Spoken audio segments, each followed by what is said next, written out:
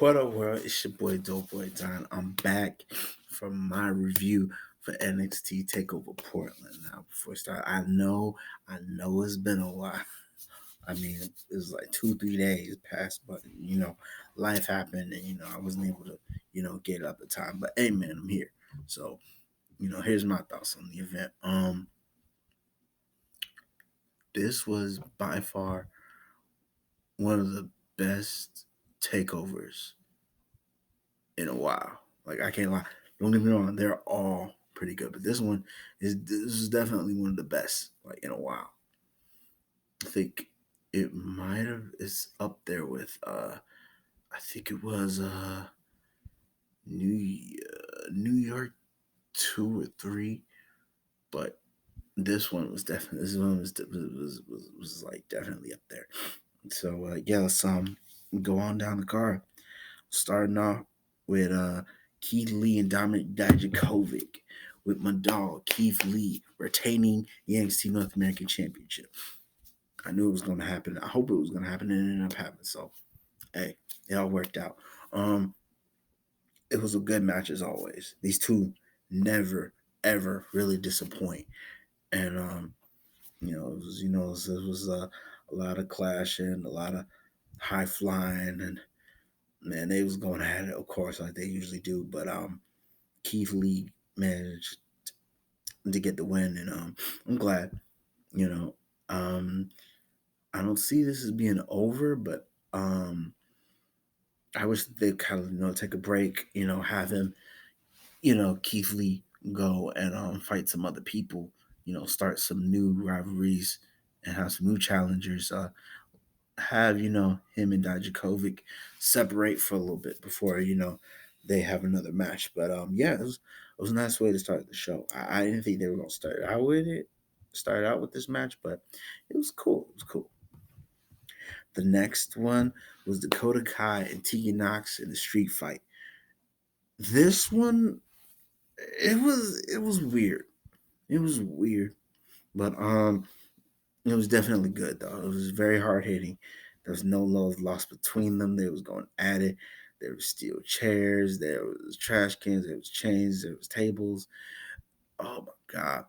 I'm glad that Tegan Knox, had the upper hand for a while. I remember when she. I don't remember seeing anyone use a laptop though, but that was crazy. And then she messed up Dakota Kai's leg, and then she was hitting her with that chain, and she wrapped the chain around her hand and was hitting her brace like Kai did it. Like Kai was hitting her at War Games. That one I like that. And then she hit it with the Chinese Wizard, and then she was like, nah. So she set the table up in the corner, and then she put it on the table, and I don't know what she was going to do, but it would have been epic.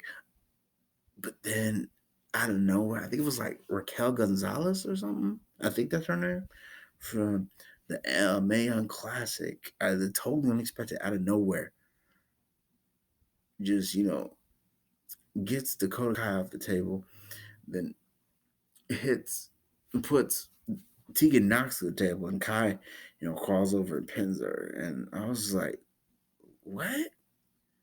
That was weird. I wasn't expecting that. It wasn't a good, oh shit, unexpected. It was like a, huh? What? So I don't know where this goes. I guess, they're a team now, they're team up or whatever. But I caught wind news that they're gonna have a cage match. So I don't know. I guess that's the next step. But throwing somebody else into the mix, it kind of messes things up a little bit. But I guess. But the match was cool, but this was definitely a swerve that I wasn't expecting. But it wasn't really that good of a swerve to me. But it is what it is. It was a good match. Was good though. Um, Next match: Finn Balor and Johnny Gargano. This this was good. Everything I wanted and more. Like those two were going at it. There was a lot of big moves, big spots, and counters, and it was crazy. They were going all over the place. And oh my god, um, there's a little throwback to when Balor shotgun drop kick a Gargano to the barricade. He did that to Balor, but then Balor like got on top of the announce tables and ran ran across him and hit him with that shotgun drop kick. That was crazy. And then eventually he was able to hit Gargano with the coup de grace in the 1916 to get the victory. But I can't lie, when Gargano had him in the Gargano escape, I thought one of them times he was gonna tap, but nah, Finn managed to fight through it. And it's interesting to see where it goes from here for Finn. I guess he makes a move for the NXT title, maybe. I don't know, but it's interesting. I'm pretty sure that's where his go. That's where it's heading to. I hope. I don't see him going for the North American Championship, but you never know. But as for Johnny, we'll get to that later. We'll get to that later. Um, Next was Rhea Ripley, Bianca Belair for the NXT Women's Championship. This was a good match. This is a really good match. This is everything I knew it was gonna be. It was they was going at it. It was hard hitting. Bianca Belair just continues. Her stock is just continuing to rise. It's only a matter of time because before she becomes the NXT Women's Champion. But like I said, it's Rhea Ripley's time. They're building for her and Charlotte at WrestleMania, and lo and behold, Rhea Ripley got it. She got it after a hard hitting match. But then, as she was celebrating, wouldn't you know it, Charlotte Flair showed up and said, "I thought about it, and I'll see you at WrestleMania." So the matches are Rhea Ripley and Charlotte Flair. It wasn't, officially announced, but it's something that definitely caught my eye. I paid attention to it. As she was leaving the ring, she saw Bianca Belair. She threw her into the stairs. Now there are rumors. I've heard whispers. I've heard whispers that they might turn into a triple threat with Rhea Ripley, Charlotte Flair, and Bianca Belair. Um, I don't know. I don't know how I feel about that. It'd be interesting, but I, I don't know. I don't know how I feel about that. I don't know. I have to just see how the build up and see how everything plays out. See if they're gonna insert her in there or if they don't have anything. If they have something else planned for Bianca Belair, but we'll have to see. But I'm definitely, looking forward to the build up for this match. Definitely between Charlotte and Rhea Ripley because I think that's gonna be an interesting match. Most definitely. The next was the Broserweights, Matt Riddle and Pete Dunne against Undisputed Era, Bobby Fish and Kyle O'Reilly. And off rip, I knew it was gonna be something good because man, first of all, shouts out to Matt Riddle, man. Matt Riddle just be having fun. He look like he's enjoying every minute of it. And could you believe it? Before the match even began, he said the match. I'm telling you, man. He had a shirt. I think they both had shirts. I know he definitely had a shirt. He started out with the how much fish could Bobby Fish fry if Bobby Fish could fry fish. He had it on the Tron, and he had a little picture of Bobby Fish's head on a fish. And then as he was saying it, he had a little bouncing ball with the fish. It was crazy. That was so funny. Naturally, that got him and O'Reilly pissed off, and the match really began. Um, this was a really good match. Oh my god, there was so many times that I thought that they were going to retain. But no, they let the Broserweights win. It was very back and forth. And, there are times where they isolated Pete Dunne and they was just giving it to Pete. But then Riddle would make the save and then they would mess up Riddle and then Dunne make the save. But eventually they weathered the storm and they came through. And yes, finally, we have new NXT Tag Team Champions. Now, I said that they were going to get cleaned out. Like, it started Roger Strong, and then it was going to be the Tag Team Champions. But I'm just glad that that the Bros Wrestling champ that they're new tag team champions, you know. And I'm interested to see, what they get into now. There's probably gonna be more undisputed era uh, fights, but I like to see, put some other tag teams, mix it up, freshen it up, not just have it, just them two, because there are other tag teams that deserve a chance. Like, throw the Forgotten Sons in there. Hell, let Breezango get a shot at the title. I'm just saying. Like, I like Breezango, but yeah, I don't know. Maybe they'll throw in like, um, like the Grizzly Young Veterans, or I don't know, maybe like Mark Andrews and Flash Morgan, Webster, or hell, they may even have Imperium just just show up just to mess with them or something. But I don't know. But it's nice to have some new champions. And finally, the main event: Tommaso Ciampa against Adam Cole, baby, for the NXT Championship. Oh my God, where do I begin? This man, I'm calling it right now. Even though be personally, in the moment, I did not like the finish, but after I've calmed down, I gave it some thought. I'm like, okay, this is cool. It was a complete swerve. I was not expecting it, so it's fine. But man, there was just oh my God, they beat the absolute crap out of each other. Oh my God.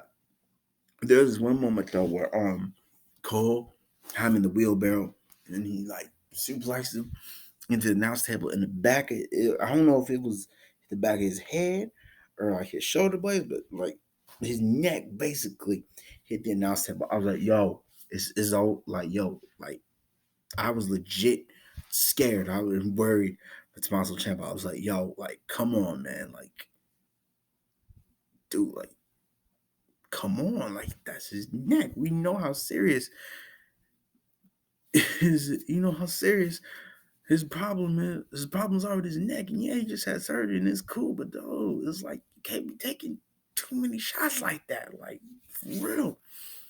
But he just kept going on though, kept going on. There's Panama, Panama Sunrises, and last shot. Man, he kicked out. I think he kicked out of two last shots. But man, I was sitting there like, yo, like I did plenty of times where I was sitting there like, yo, oh my God, no, they're gonna let go win. But now I remember he hit him with the air raid crash. Oh man. With that air raid crash. And then he hit him with Project Champa and the fairy tale ending and all that. And it got to the point where, of course, Undisputed Era showed up. And then they eventually, the ref got knocked out. And then, he hit a fairy tale ending on Cole, but there's no referee. And then there was a moment where he got hit with the high low. And I was like, no, they gonna give it to him. No, they gonna take it away, but he still kicked out. And then it happened. Gargano showed up. He was like, yo, use the title, use the title. So he went to go get the title, but then Gargano snatched it back. Then he looked at it. And then I was sitting there like, yo, what are you doing? And then it clicked to me. I was like, no, you cannot do this. But they did it. Gargano hit Ciampa with the title. Gargano turned heel. I was like, God damn it, no. I know Karma's a bitch and all that. But no, this is not the time. No, let Ciampa get the title. You can do this later. Don't do it now. But they did it. Cole pinned him 1, 2, 3. He retained. Damn, man. Oh my God. They almost got clean. They almost got cleaned out. It was this close to getting cleaned out, but David Gargano, I was rooting for you. I was rooting. Come on, man. Why you had to do Ciampa like that? I understand he did all that, but dang, bro. They turned Gargano here. I can't believe it. So you know what this means. I don't know was I don't know what Cole's plans are, but take over Tampa Bay, I believe. we all know it's going to be Gargano versus Ciampa, which I believe was going to be the plan last year, but Ciampa got injured. So we're gonna finally get that match. So that's a good thing that came out of it. The bad thing though, I wanted the Undisputed Era to get cleaned out. But they only got one chip, they only got one belt. So I'm like, okay. I'm like, that's fine. But other than that, oh my god, this pay-per-view, oh my god, this pay-per-view was amazing. It was great. It was real great. It was real great. Match of the night. Uh, I gotta go with the main event. The main event. Um, Gargano and Balor was close second, real close second. Hell, Keith Lee and Dominic Dijakovic was a really good match, but that main event though was crazy. And man, I salute NXT and everybody down there and Triple H, man, cause like, yeah, like come on now, like that was a hell of a show. Like they talking about each one raising the bar. They definitely raised the bar with this one, man. That was crazy. So yeah, man, that's my review on NXT Takeover Portland. But let me know what y'all think, man. Did y'all like it? Did y'all not like it? What was your favorite match? What was your least favorite match? Who did y'all want? You know what I'm saying? Let me know in the comments below. Get discussion. Do all that. But if you like my review, hit that like button, subscribe, hit that notification bell, so you never miss an update with me and all this. And oh man, definitely share this review because have discussion and all that. I really I look forward to comments and discussions and talking stuff over with people, man. Oh my god, I just still can't get over them turning Gargano heel, man. Dang, but it's definitely interesting. Um, I wonder what's gonna be the next takeover because I know they gotta have one before before Tampa Bay. I don't know.